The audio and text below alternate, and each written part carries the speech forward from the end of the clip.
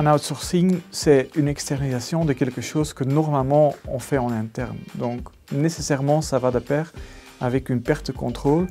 Et dès le moment qu'on va externaliser une fonction importante telle que l'IT, cela devient évidemment critique.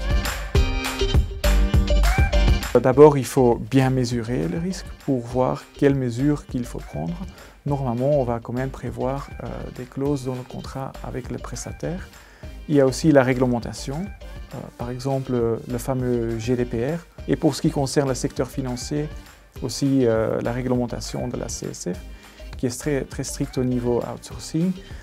Ces règles vont aussi imposer des mesures et des clauses qui vont faciliter à l'organisation qui externalise d'assurer, de maîtriser la perte de contrôle.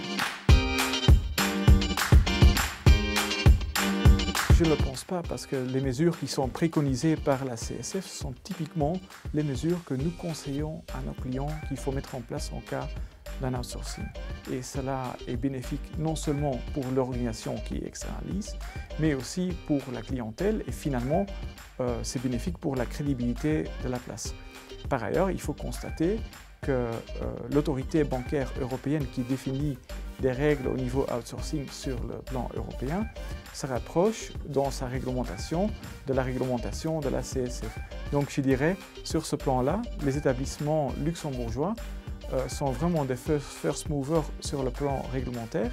Ils sont déjà habitués à une réglementation abondante et seront surtout les établissements dans d'autres pays de l'Union européenne qui vont avoir du mal à s'adapter.